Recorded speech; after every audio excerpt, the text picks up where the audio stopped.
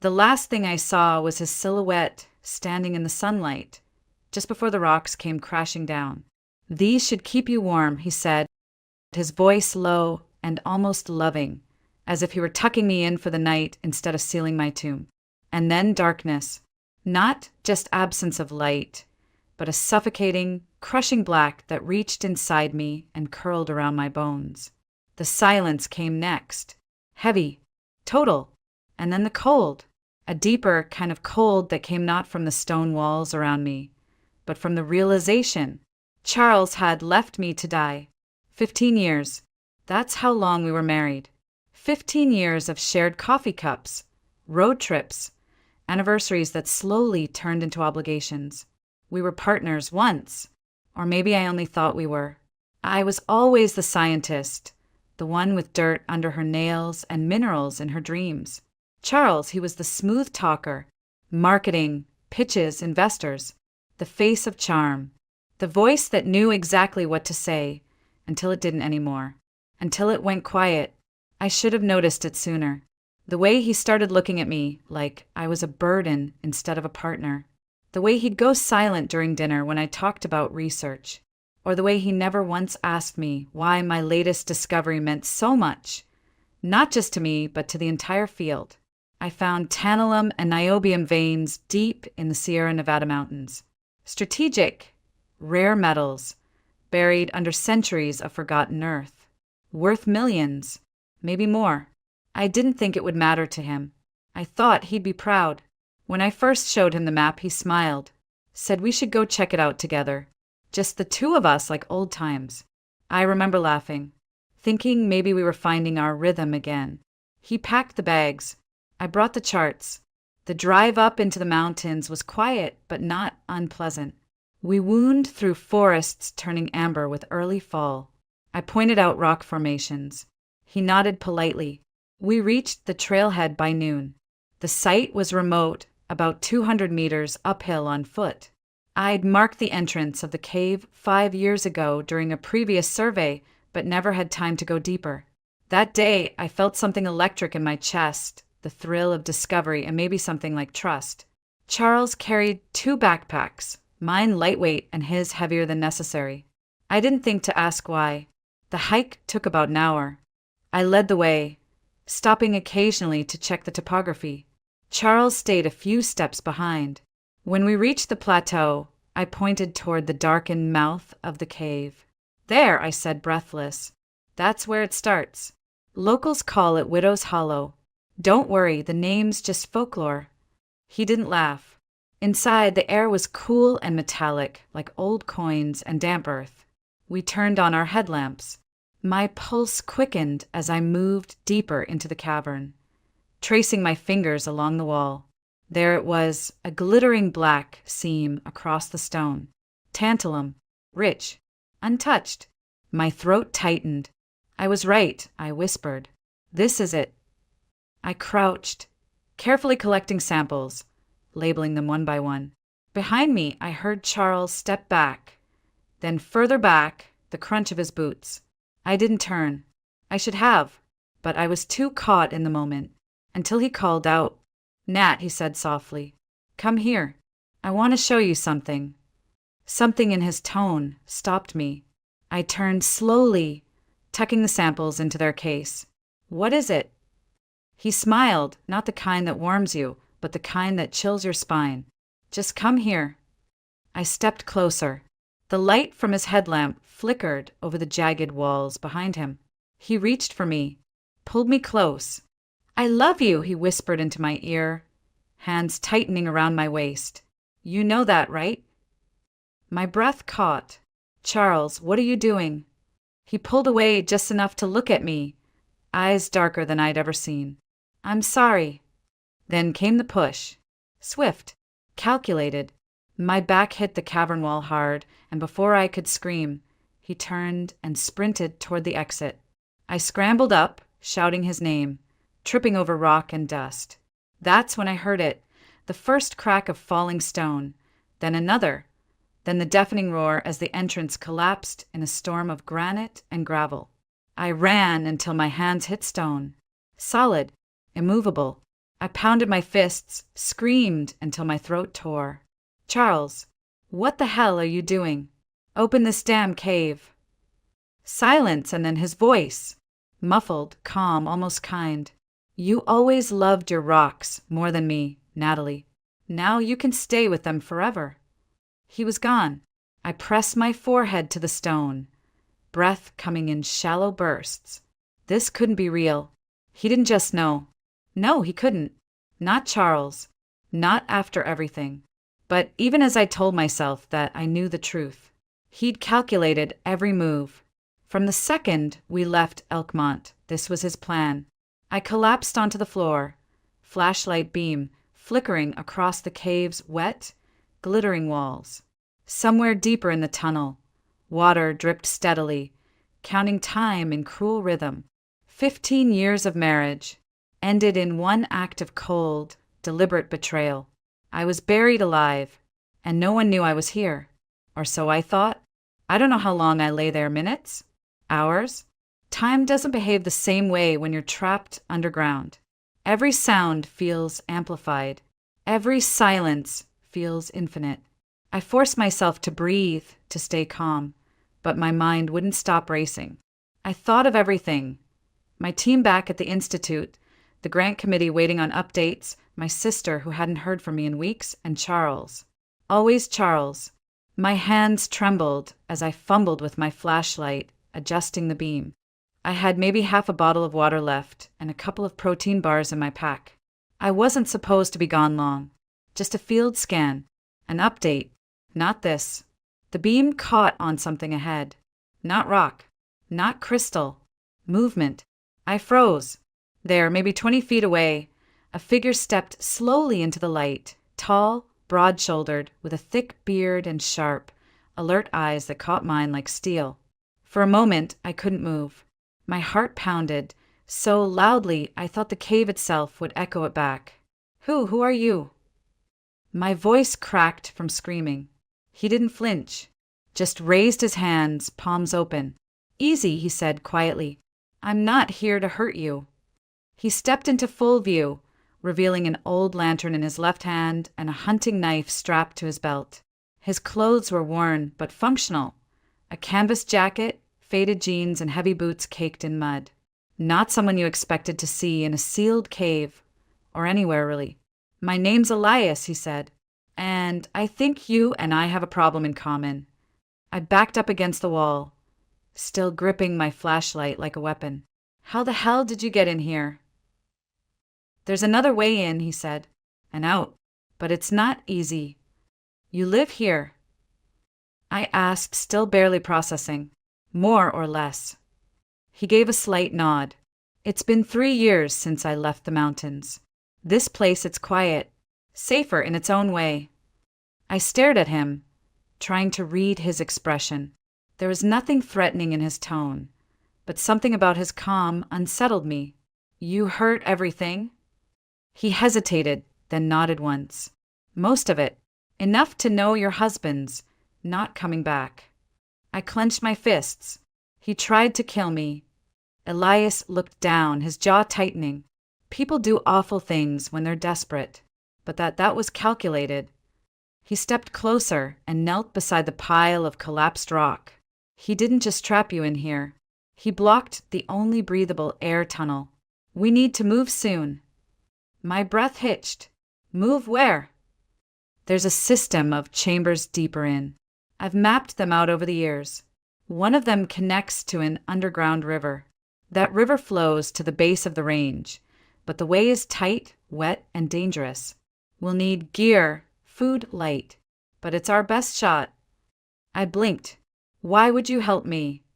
He met my eyes. Because I've been on the other side. The side where someone you trust is gone. There was something raw in his voice, something I didn't know yet but felt. For a long moment, I said nothing. I just stared at the man who appeared out of the shadows, offering not explanations but survival. Finally, I nodded. We started walking. The tunnel narrowed, forcing us to move single file. The air was cold and damp, filled with the scent of mineral-rich water and something older, almost metallic. I focused on Elias's footsteps ahead of me, steady and deliberate. After about 10 minutes, we entered a larger chamber, lit faintly by his lantern. It was a room, or as close as one could get to it underground. There were shelves made of driftwood, stacked with canned food, tools, flashlights. A rolled sleeping bag in the corner. A fire pit carefully constructed under a natural ventilation shaft. "Welcome to my humble little cave," he said dryly, setting the lantern down. "Not much, but it does the job." I stared around, awestruck. "You've lived here for 3 years?" "After I lost my family," he said quietly, crouching by the fire pit. "There wasn't much left to stay for." I didn't push for details. I just sat down slowly on one of the makeshift stools and wrapped my arms around myself, the gravity of everything beginning to sink in again. "I was supposed to be working," I said, voice flat. He offered to come with me, said it would be romantic. Just us. No team. No distractions. Elias looked over but didn't interrupt. "I thought we were reconnecting," I continued. "But he brought gear to seal the entrance. Rope. Tools. He planned it." "Because of the discovery?" Elias asked. I nodded. "The site I found, it's worth billions. Rare earth metals." He saw dollar signs. I saw science. Elias poked the fire to life, its glow painting his face in flickering golds. "You saw purpose." He saw escape. I looked at him. "And what did you see when you first saw me in the cave?" His eyes held mine. A reason. I didn't answer. Couldn't. The warmth from the fire started to chase the cold from my fingers, but not from my thoughts. I sat in silence, listening to the occasional pop of embers, the drip of water echoing somewhere behind us. He handed me a cup of tea brewed from something wild and herbal. I took it with a shaky hand. "We'll leave before dawn," Elias said. "We'll need all the time we can get." I stared into the cup. "You think we'll make it?" His voice didn't waver. "We have to." And for the first time in hours, I didn't feel alone. We left the chamber before first light.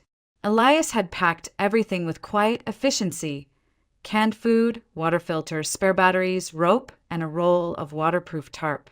I carried a small pack with my samples sealed inside. It felt ridiculous to be thinking about rocks after nearly dying, but they were more than just specimens. Now they were evidence. Proof that Charles hadn't just betrayed me. He tried to steal from me, kill me, erase me. We moved through the narrow passages, slowly. My body still ached from the impact of the fall, and my muscles screamed in protest with every step.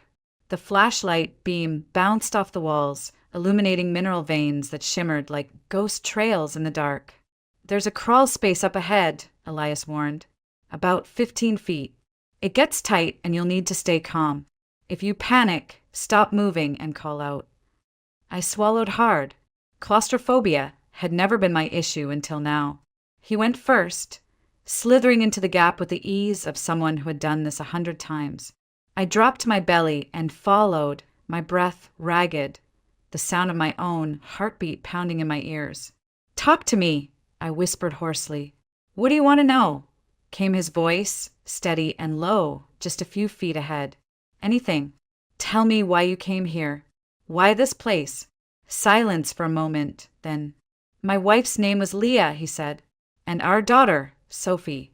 She was 9, bright, loved horses." The stone pressed cold against my chest, but his voice helped me focus. We were hiking in the Cascades. A rock slide came out of nowhere. I was trained in rescue. I knew the terrain, but I was 20 feet too far. I winced. "They were buried before I could even get to them," he continued. "I dug for hours with my bare hands, broke them bloody, found her necklace first, then her little boot." My stomach clenched, but I said nothing. I left my job after that, left everything. Came here because I thought if I could live where the silence was loud enough, maybe the guilt would stop echoing. We emerged into another chamber. I gasped, partly from relief and partly from the strange beauty around us. The walls were covered in long, delicate stalactites, their tips glittering with moisture. The floor rippled with mineral pools. Elias turned to look at me. "You okay?" I nodded. "Yeah, thanks for talking. I needed that." "Talking keeps the panic away," he said simply. We kept moving. The further we went, the more the air changed, cooler, more humid. I felt it before I heard it, a low rumble, deep and constant. "The river," Elias said. The chamber opened up abruptly into a jagged ledge overlooking an underground river, black and fast-moving. The sound of rushing water filled the air, echoing off every surface. Elias pointed toward the far wall. "There's a ridge trail that follows the river. We'll move along that for a few hours, then take a narrow crossing."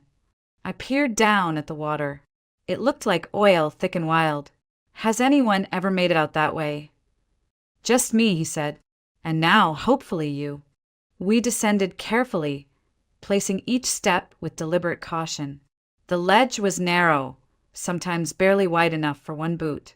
At times, Elias had to turn and offer his hand, helping me balance as we edged past wet, slippery outcroppings. I hated how much I had to rely on him. I was always the one people looked to, on the mountain, in the lab, in the boardroom. But now, my life depended on the steady hand of a stranger. When we reached a wider section of the ledge, Elias handed me a protein bar and a canteen. We sat resting.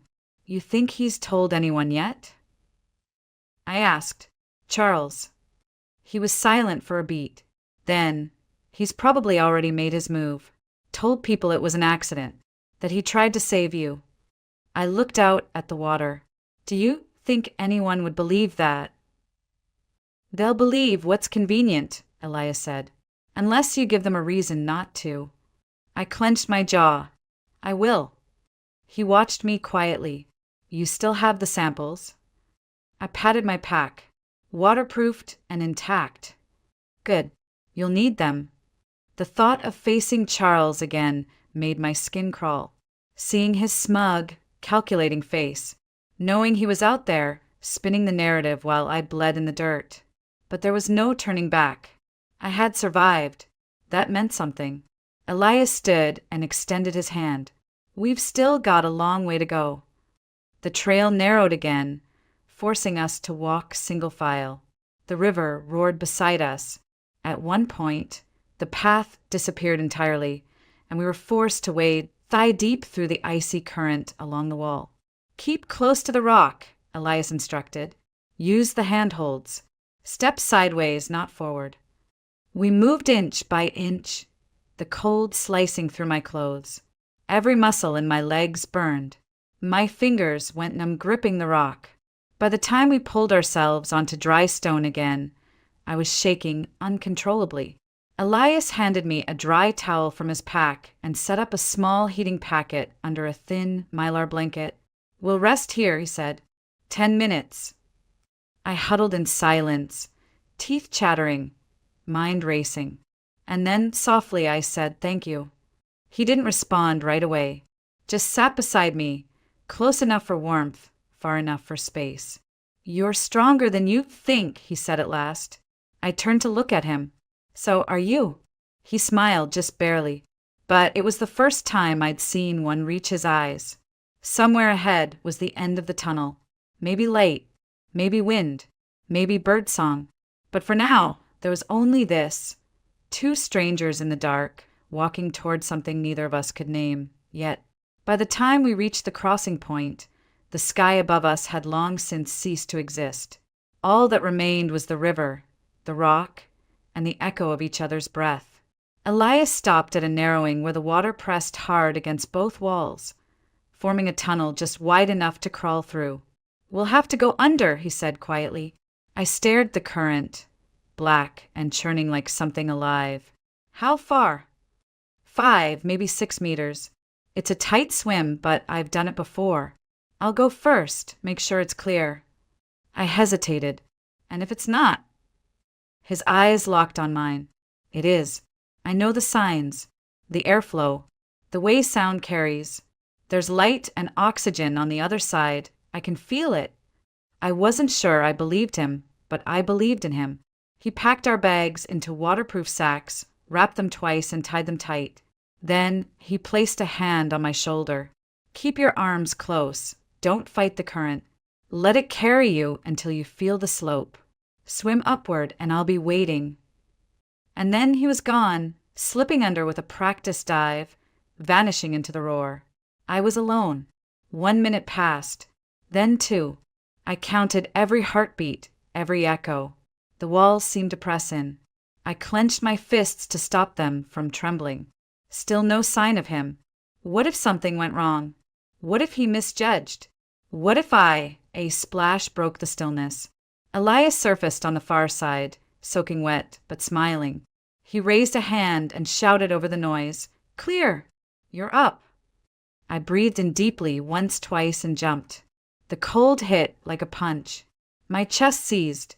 The world vanished in bubbles and force. The current yanked me sideways, twisted me, shoved me forward. I fought the urge to panic, keeping my body tucked, my head down. Seconds felt like hours. Then upward motion. I kicked hard, desperate, lungs screaming. And then air. Elias's arms pulled me from the water and onto solid stone. I gasped, coughing, shaking but alive.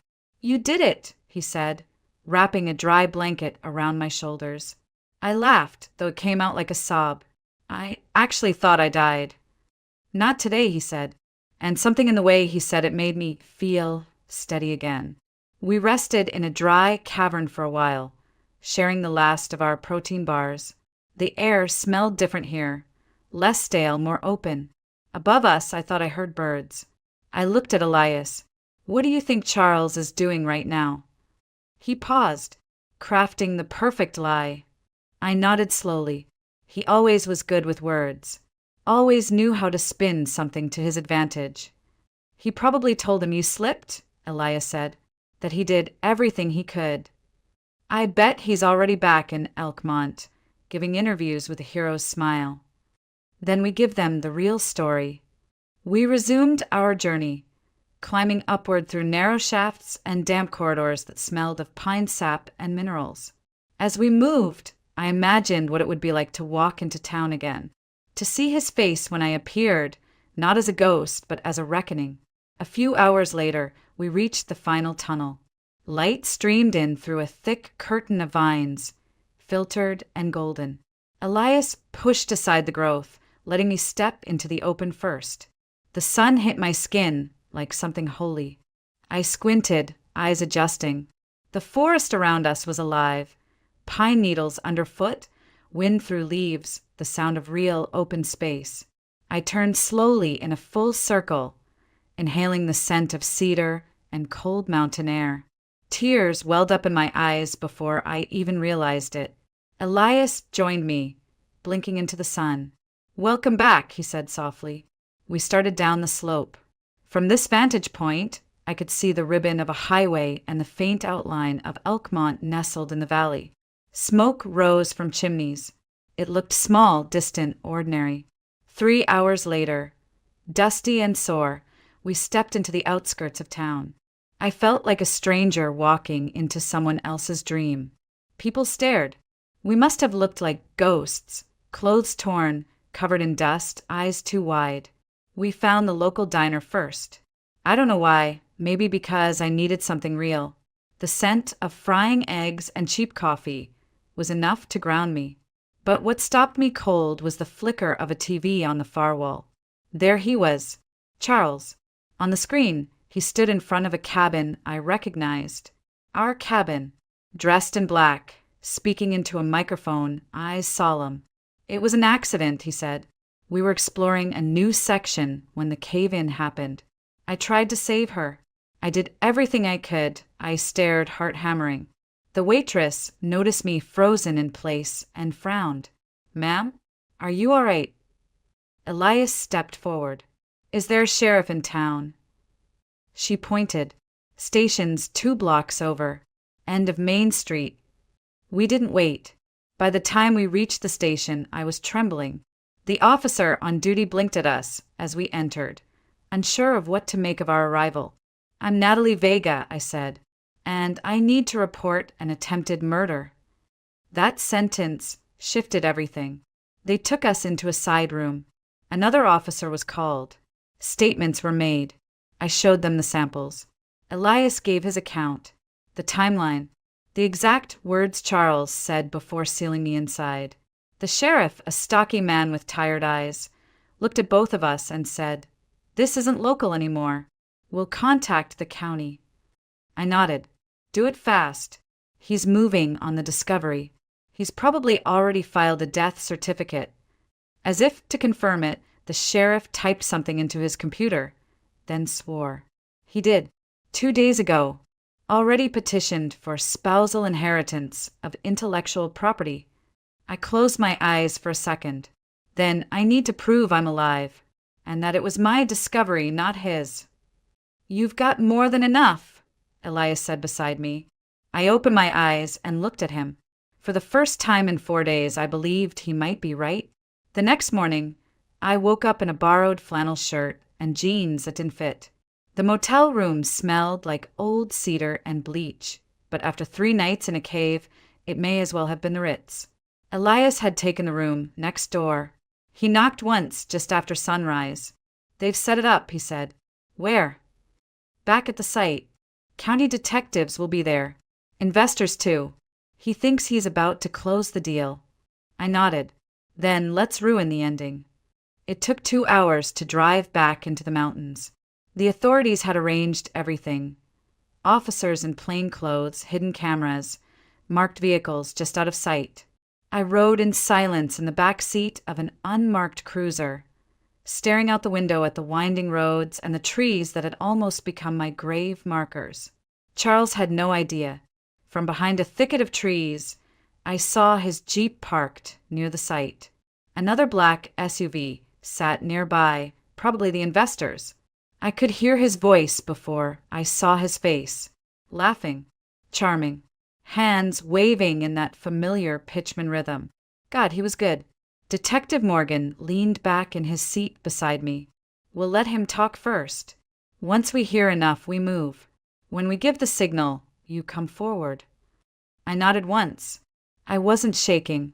I thought I'd be shaking. Out of sight, a hidden microphone picked up every word.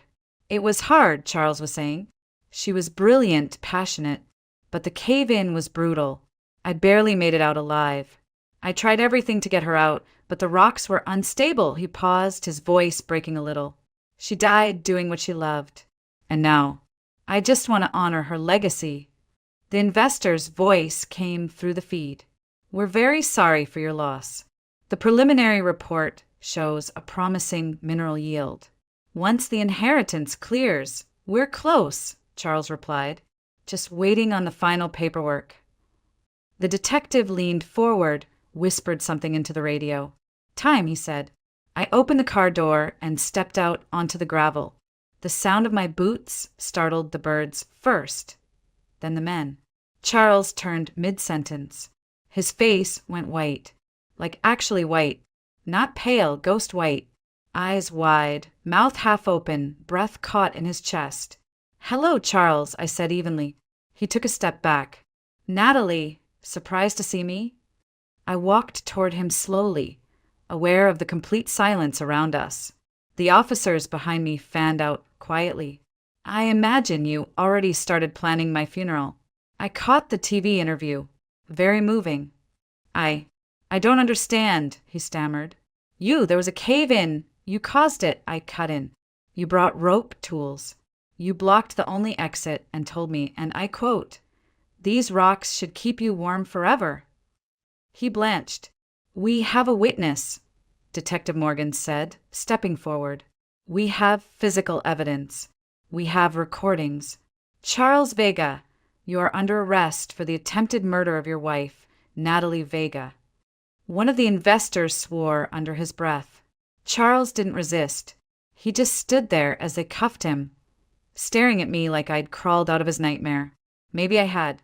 As they let him past, he tried one last time. "Natalie, it wasn't supposed to be like this. Don't," I said softly.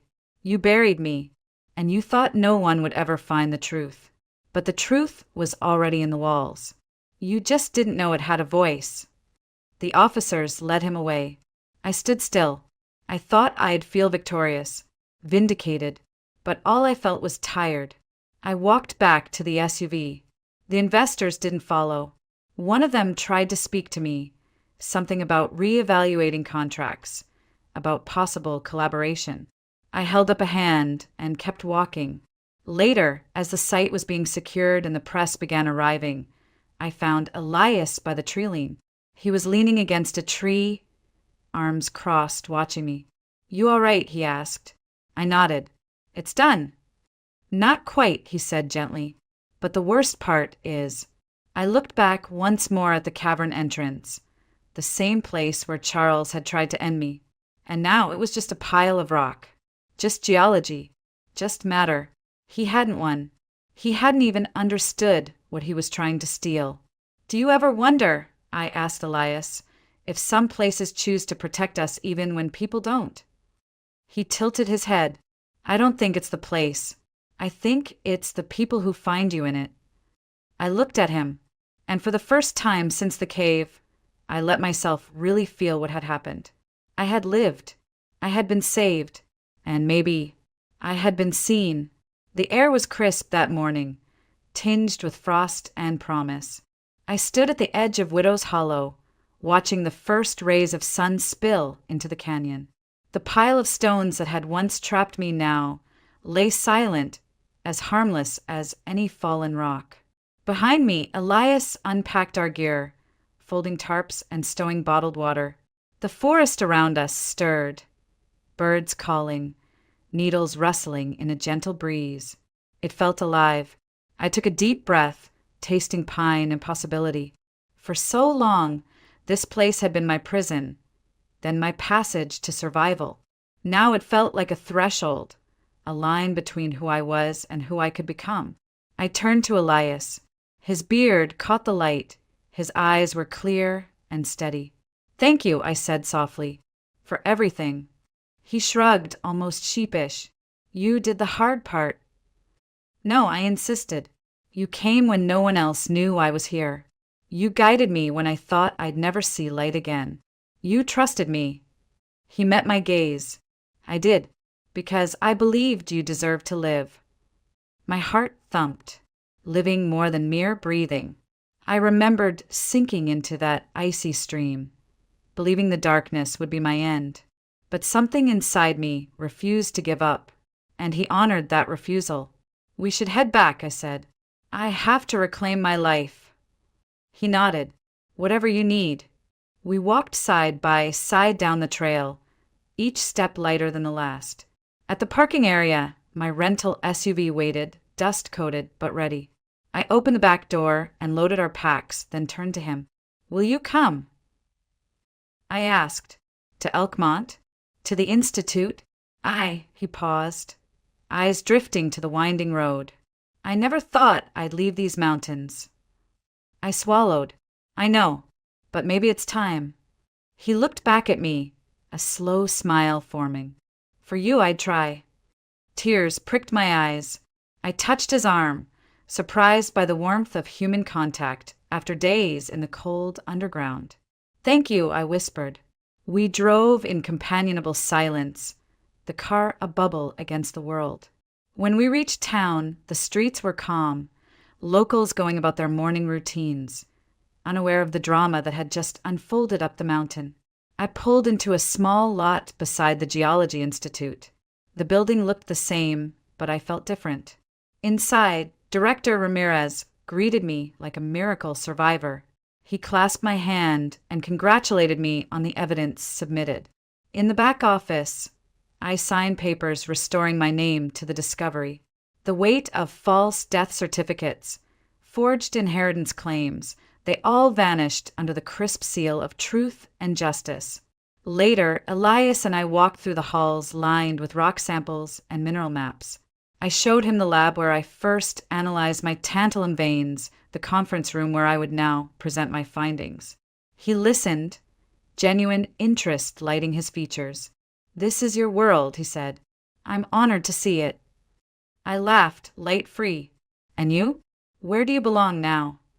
He considered, then replied, somewhere between the silence of the caves and the heartbeat of humanity. Maybe here with you. My breath caught. This was not just gratitude or pity or convenience. It was something deeper, a choice to step forward together into uncertainty because we had walked through fear and betrayal and come out stronger. Over the next few weeks, I returned to field work, this time with a full team, legal protection, and plans for sustainable extraction. Elias stayed by my side, offering safety assessments and survival workshops for new recruits. The institute renamed the discovery Vega Ridge in recognition of my work. I accepted the honor with quiet pride. One evening, after the lab had emptied, Elias knocked on my door, holding 2 steaming mugs of tea. Outside, twilight faded into stars. I joined him on the balcony. I've been thinking, he said, offering me a mug, about what comes next.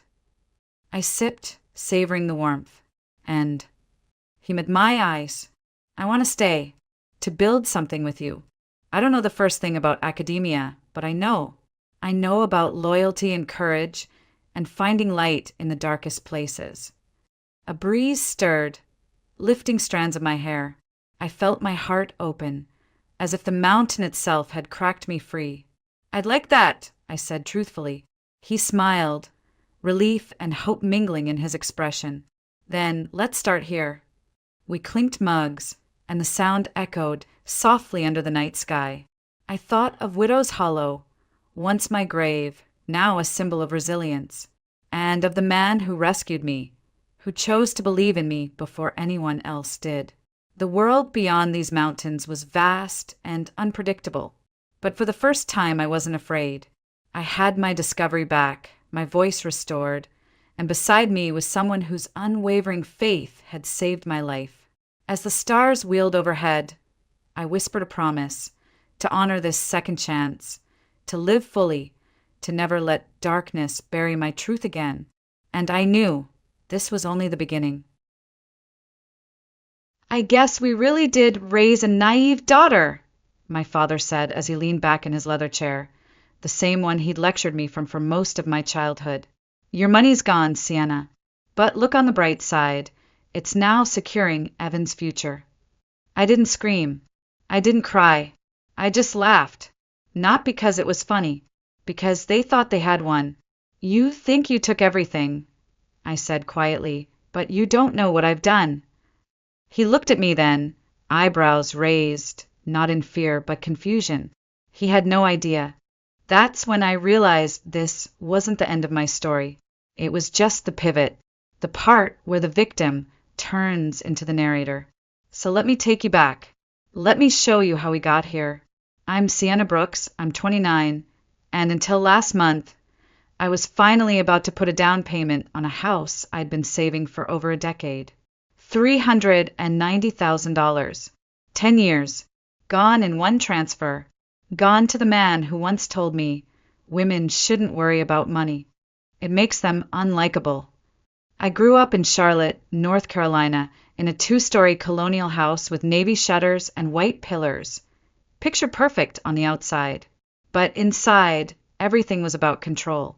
My mother, Teresa, was a former elementary school teacher who now taught life values through guilt and manipulation. My father, Stephen Brooks, ran a boutique financial advisory firm and ran our household like one of his client portfolios, measured, optimized, micromanaged.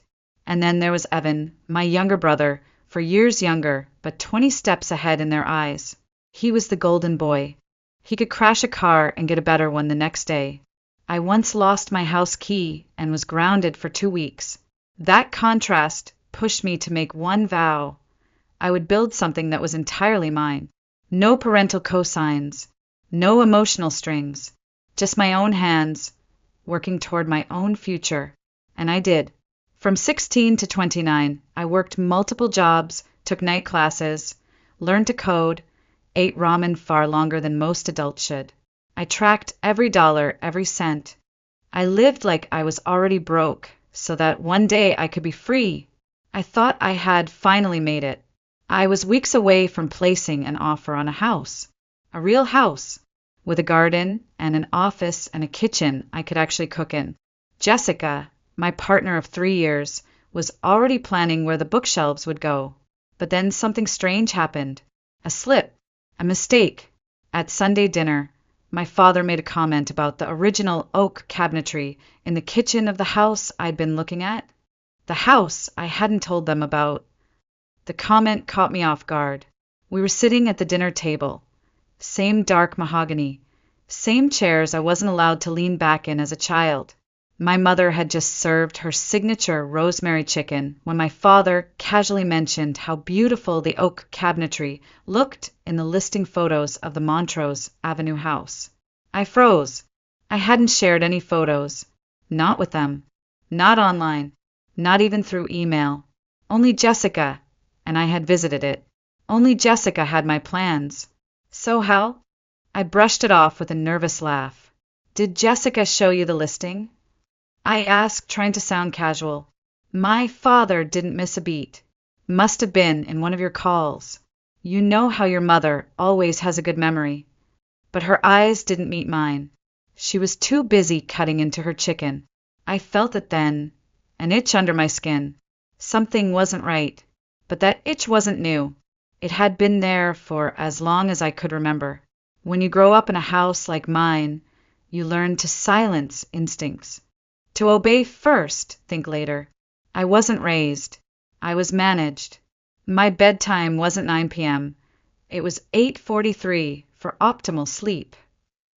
My clothes were approved weekly. My friendships vetted. My reading material scanned for attitude shifts. At 13, I was grounded for refusing to join a church group. At 15, I cried myself to sleep when my mom took my journal and read it aloud to my dad over dinner. For my safety, she said. Meanwhile, Evan had a password-protected door by 16, a car by 17, and when he failed his math final, my father wrote an angry letter to the teacher demanding clarity in curriculum.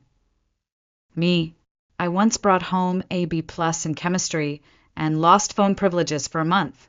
We're harder on you because we expect more from you, they'd say, their voices coated in parental righteousness. But the truth is they didn't expect more. They demanded more. More compliance. More obedience. More silence. Evan got support. I got surveillance. And that contrast became fuel. I got my first job at 16, part-time cashier at a bakery downtown. I'd hide my tips in an old Harry Potter book I hollowed out with a knife. It felt like rebellion, like resistance. It felt like survival. At 18, I was accepted into a community college. I didn't ask for help. I paid the tuition myself with a combination of savings, scholarships, and 17-hour work weeks.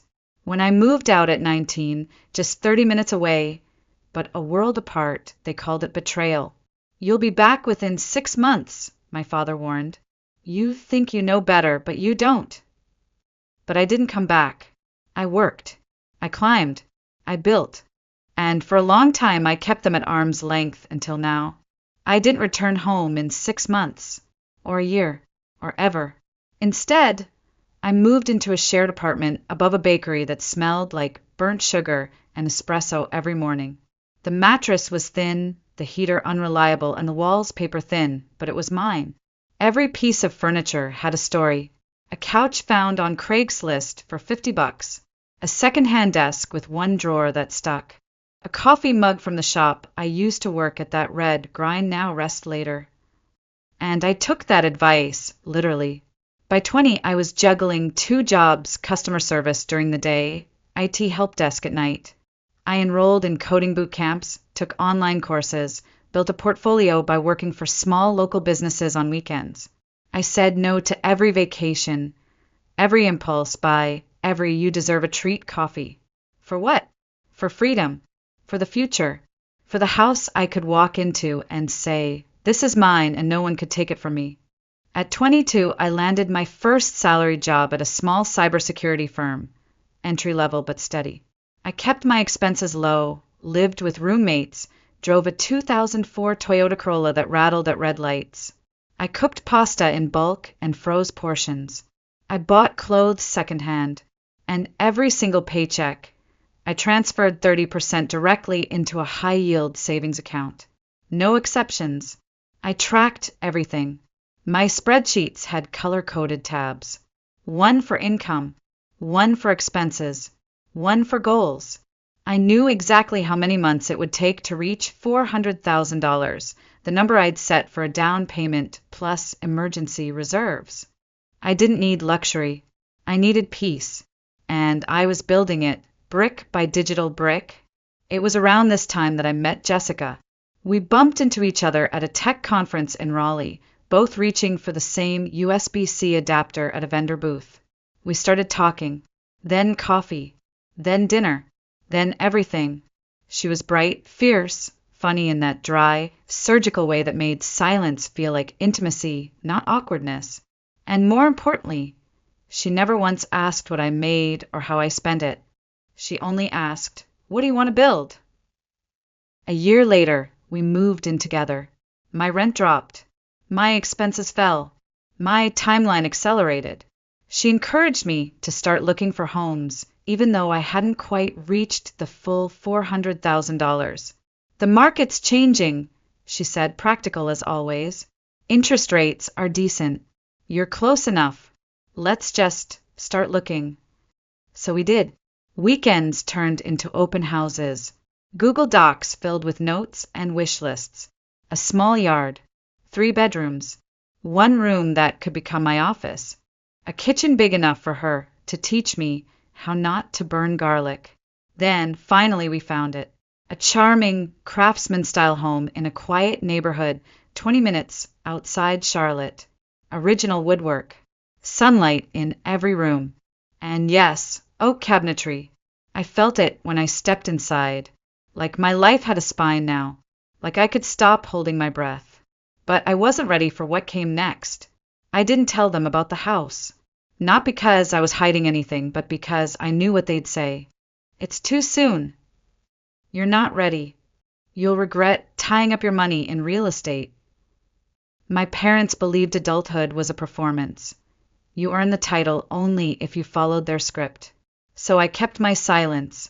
Jessica and I toured the house twice, discussed floor plans, calculated budgets, but I never once shared the address with my parents.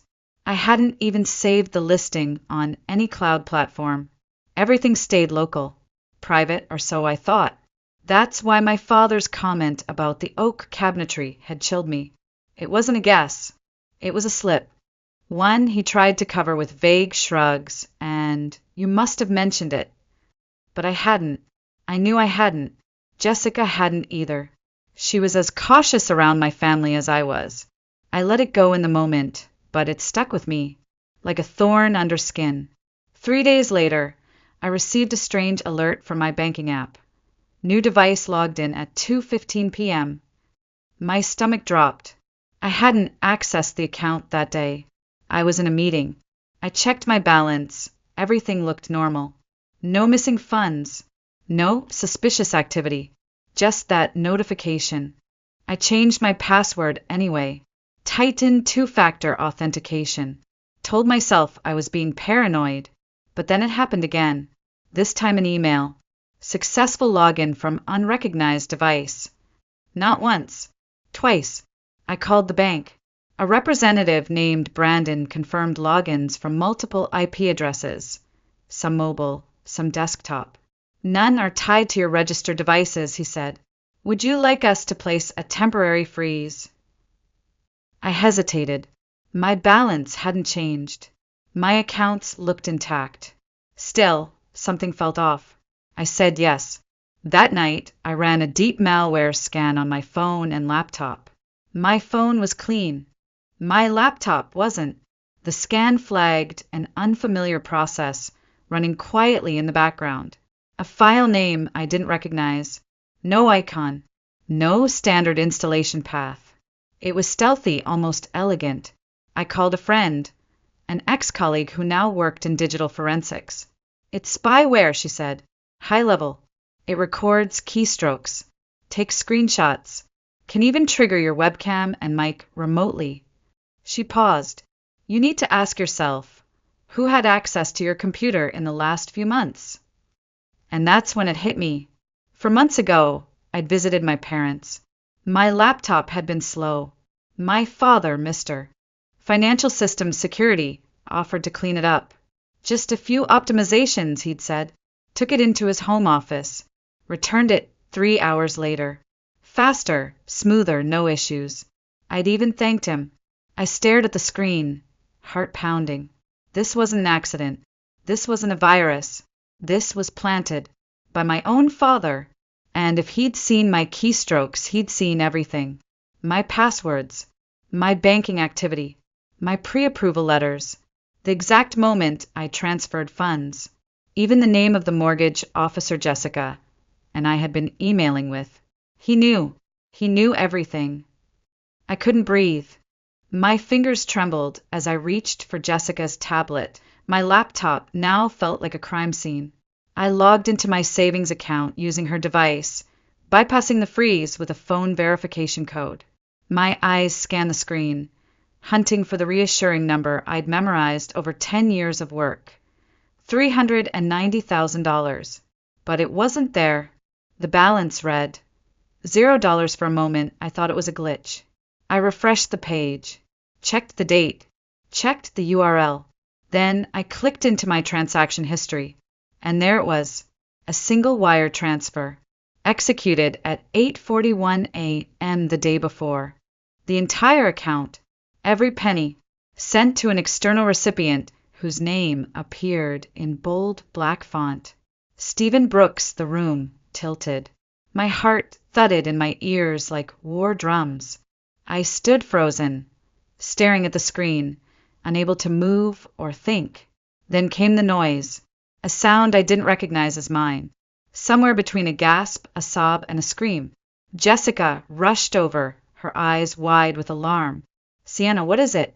What happened? I turned the tablet around, my voice hollow. It's gone. Everything. The house. The savings. 10 years. Just gone. Jessica took the tablet, scanning the transaction. This has to be fraud, she said, voice sharp. We'll call the bank. They can reverse it. It hasn't been long. But I shook my head. I knew something she didn't. Something that made this worse. It's not fraud, I whispered. It's my father. We tried calling them. No one picked up. Texts went unread. Emails unanswered. I even left voicemails, my voice cracking. This is an emergency. Please, call me back. But by morning, nothing. The silence wasn't innocent. It was a statement. So I got in my car. Jessica offered to come. I told her no. I needed this to be mine. The drive to my childhood home took 40 minutes. Long enough to rehearse every possible scenario. Maybe they'd deny it. Maybe they'd say it was an accident. Maybe they were holding the money for safety. Maybe, just maybe, this could still be salvaged. But somewhere deep down, I already knew. Their betrayal wasn't a misstep. It was a strategy. I parked behind my father's BMW. The house looked the same. Perfectly trimmed lawn, spotless driveway, American flag swaying gently on the porch. I rang the bell with a hand that didn't feel like mine. My mother answered. Her face flickered, surprise, then caution. Sienna, she said, forcing a smile. We weren't expecting you. Everything all right? I didn't answer. Is Dad home? In his study. I walked past her without waiting. Past the foyer. Past the photos on the wall where Evan had always been front and center. Straight into the study. My father looked up, removing his reading glasses. Sienna, he said, like he hadn't stolen my life savings. What brings you by on a weekday? I closed the door behind me. I know what you did. My father didn't flinch. He folded his glasses slowly, placed them on the desk, and leaned back like he was settling into a business meeting. You'll have to be more specific, he said calmly. Behind me, the door opened again. My mother slipped in, closing it softly behind her. Stephen, she said, her voice low, she knows. He nodded once, still looking at me. Sooner than expected. But it doesn't change anything. Yes, I said coldly, it does. You stole my money. You installed spyware on my computer. That's not parenting. That's criminal. My father sighed like I was being dramatic. Sienna, sit down. I didn't move. Where is my money? I asked. It's safe, he said, like that meant anything. We made a decision for the family. No, I snapped. You made a decision about money I earned. Money I saved for 10 years. Without asking. Without even telling me. My mother stepped in then. You're overreacting. We've always done what's best for you, even when you don't see it. I stared at her. I'm 29.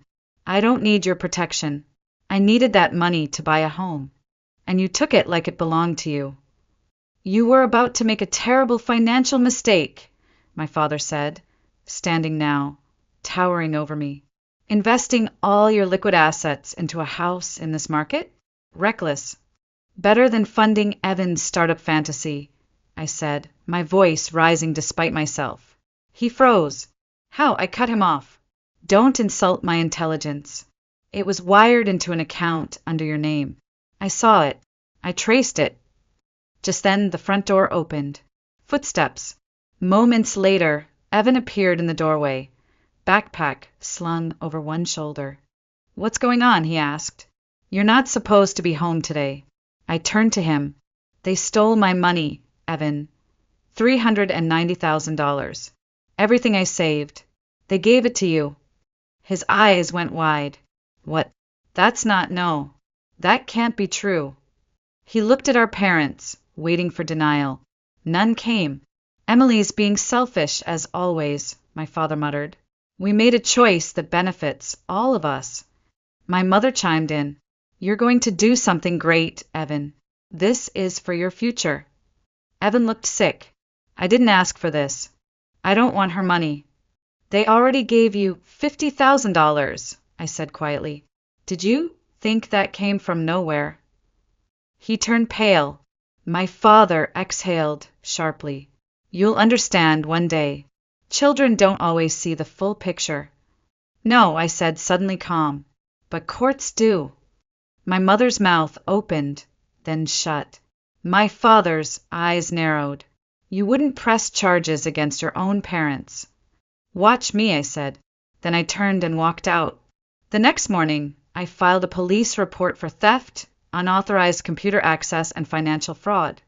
I brought screenshots, bank statements, spyware logs, and a name. Sarah Williams, a civil attorney known for handling family-based financial abuse cases. You're not the first, Sarah told me, flipping through my documents, but you might be one of the most prepared. Let's freeze their assets before they move anything else. The court smelled like paper and anxiety. It was smaller than I expected, more intimate, like someone might accidentally overhear your heartbreak and write it down.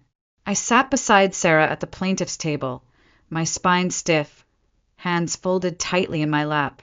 Across from us, my parents looked perfectly composed. My mother in her pale pink blazer, my father in a tailored navy suit. Their attorney, Bradford Montgomery, was a shark in expensive shoes, known for defending high-net-worth clients and burying inconvenient truths under technicalities. But this time the truth had teeth. Sarah began with no theatrics, just the facts, a timeline of access logs, banking records, and spyware evidence. This is not a case of poor communication, she told the judge. This is targeted digital surveillance, unauthorized financial activity, and a total breach of personal autonomy by the defendant's own daughter's admission, carried out systematically and without consent. Montgomery countered with polished calm. The Brookses are respected members of the community, he said. Their actions were misguided, perhaps, but motivated purely by parental concern. They believed their daughter was making a catastrophic mistake, and they acted to protect her long-term future and the future of their family. Then I took the stand. I spoke clearly, not too fast. I told them about the years of saving, the spreadsheets, the garage sale furniture, the skipped vacations. I described the spyware, the login alerts, the sudden disappearance of $390,000. I never gave them access, I said. I never gave them permission. And I never agreed to fund my brother's startup dreams. Montgomery's cross-examination was sharp. Miss Brooks, are you suggesting your parents had no right to intervene when they believed you were making a dangerous investment? I'm suggesting, I said, meeting his gaze, that believing something doesn't make it legal. He shifted tactics. Would you describe yourself as emotionally reactive? Sarah objected. The judge sustained it. Then came the turning point. The forensic tech, my old colleague, walked the court through the spyware, how it worked when it was installed and what it allowed. This wasn't a parental control app, she explained. This was covert surveillance. It captured keystrokes, passwords, screenshots, even accessed the webcam. It's software typically used in corporate espionage, not households. I watched my father's face twitch as she read out the exact timestamp the software was installed. 3:08 p.m., for months ago, the same day he cleaned up my laptop. Then came Evan. I'd expected him to support me quietly. I didn't expect him to bury our parents on the stand. They've always treated us differently, he said, his voice steady. They gave me freedom, resources, trust. They micromanaged her, controlled her. When I found out they took her money, I told them it was wrong. They didn't care. They said it was their right. He paused, then delivered the blow. They gave me $50,000 and called it a family investment. When I refused and said I'd testify for Sienna, they threatened to pull me out of school. Gasps echoed across the courtroom. My mother made a small, strangled sound. My father stared at the table. The judge leaned forward, visibly disturbed. By the end of that day, Montgomery approached Sarah quietly and requested a recess to discuss settlement. Sarah turned to me. They're scared. I want them to be, I said. But I'm not here for compromise. I'm here for a verdict. The courtroom felt colder the next morning. I wore a black blazer Jessica had helped me pick out. Structured, sharp, deliberate. It made me feel less like a daughter and more like someone who'd survived something awful and still showed up anyway. The judge returned, her face unreadable, her voice calm but clipped. In the matter of Brooks versus Brooks, she began, this court finds in favor of the plaintiff. I didn't breathe. The evidence provided digital logs, forensic analysis, sworn testimony, and verified financial records. Makes clear that the defendants willfully and unlawfully accessed their adult daughter's private digital communications, installed surveillance software without her consent, and transferred funds from her personal savings account under false pretenses. My mother went pale. My father gripped the edge of the table, knuckles white. Restitution in the amount of $39,000 is to be returned immediately, with an additional $50,000 in punitive damages for emotional distress, breach of privacy, and financial abuse. A permanent injunction is granted barring the defendants from any future access to the plaintiff's financial institutions, digital devices, or related systems. She paused. Let this be clear. While the parental role confers many responsibilities, it does not override legal or ethical boundaries. Miss Brooks has demonstrated maturity, independence, and responsibility far beyond what this court sees regularly. The violation she suffered was not a mistake.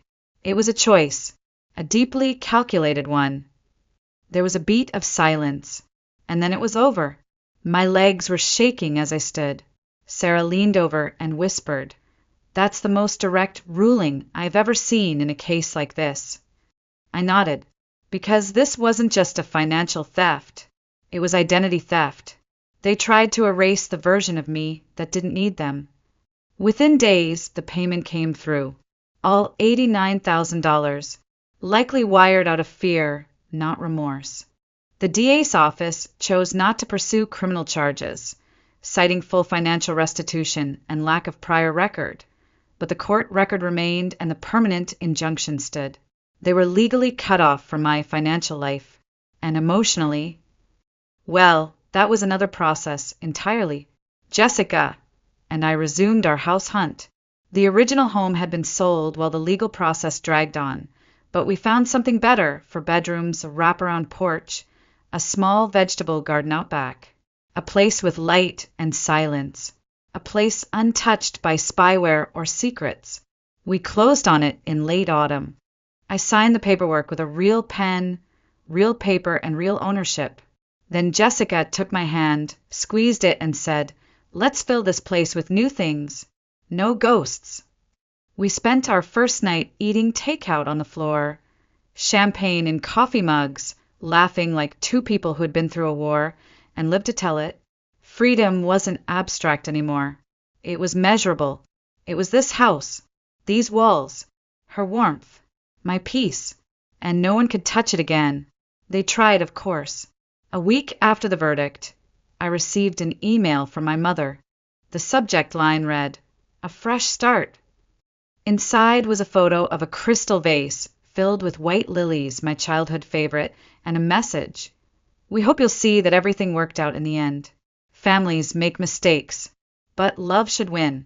Attached was a gift receipt from a luxury home goods store, addressed to Miss Sienna Brooks, our new home. I didn't reply. Then came my father's voice, unexpectedly, on my voicemail on my birthday.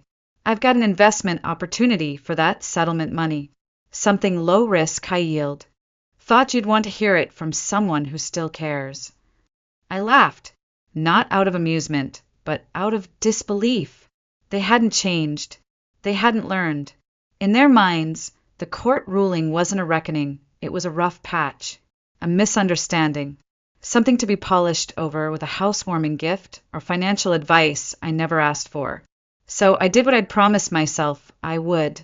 I held the line. I established what my therapist called structured contact. That meant no private meetings, no unscheduled visits, no discussions of money, technology, or emotional manipulation. If they crossed those lines, communication ended. And it did more than once. My relationship with Evan, though, grew stronger. He moved into an apartment near his university and started a small tech consulting business without their money. "It's harder this way," he admitted, scraping paint off the guest bedroom wall in our new house, "but it feels honest, like I'm finally earning what I build." He apologized again, not for what our parents had done, but for not speaking up sooner, for not seeing it, for not stopping them. I told him he didn't owe me that. But the truth is, it mattered more than he knew. And Jessica, she never once said, "I told you so." Never once questioned the rage, the sadness, the strange numbness that followed even after the money was returned. She just made tea, picked out rugs, helped install the bookshelf that I had dreamed about since I was 19. Then, one evening, she handed me a velvet box on our porch as golden light pooled across the lawn. "I don't know if there's ever a perfect moment," she said softly, "but after everything we've survived, I want the next chapter to have your name written beside mine." Inside was a simple ring, silver, understated, solid. I said yes, not just to her, but to the life we'd fought for, not just in court, but inside myself. A year after the court ruling, I stood in front of a crowded lecture hall at a local community college. The projector behind me showed a single phrase: "Digital boundaries are emotional boundaries." I had just finished sharing my story, not just the spyware or the stolen money, but the deeper violation underneath it all. The feeling of being watched by the people who were supposed to protect me. The confusion of loving people who didn't believe in your right to privacy. The guilt of standing up for yourself and being called ungrateful because of it. Afterward, students lined up to talk. Some with questions about security software, others with tears in their eyes. One young woman whispered, "My stepdad monitors my phone." I didn't even know that was abuse until today. That's when I realized what this really was. This wasn't about revenge. It wasn't even about justice anymore. It was about naming the thing that so many of us were taught to endure in silence. Control, surveillance, financial dependency disguised as love. It was about turning pain into a tool, so no one else had to be blindsided the way I was. That workshop became a series, then a podcast, then a nonprofit. I partnered with shelters, schools, and tech firms to teach digital autonomy, especially to women, LGBTQ+ youth, and survivors of family abuse. We called it the Firewall Project. Jessica was my first board member. Evan volunteered to teach budgeting and data privacy to teens. We built a home, a literal one with an herb garden and a mismatched couch we both refused to replace, and a figurative one, filled with people who chose us, not out of blood, but out of respect. My parents, they remained distant, civil but distant. We saw each other at weddings, holidays, funerals. We spoke in safe topics, the weather, books, news, but they never mentioned the ruling, or the spyware, or Evan's testimony. It was like they'd sealed off that chapter and labeled it family drama we don't talk about. I didn't need an apology anymore, because what I wanted, more than anything, was something they could never give me: accountability. And I gave it to myself. Dr. Reeves, my therapist, once said, "Forgiveness is choosing to carry less, not pretending it didn't happen." I think about that when I walk past my old laptop, now permanently shut in a desk drawer. When I log into my bank account and see my balance untouched. When I hear Jessica humming in the kitchen, or Evan's voice teaching over Zoom from our guest room. This is what freedom sounds like. This is what peace feels like. And if you're reading this, if you've ever had to set boundaries with people you were told you owe everything to, I want you to know something. You don't owe anyone access to your life just because they gave you life. They tracked my computer. They traced my bank accounts. But they never figured out how to track my strength. And they never will.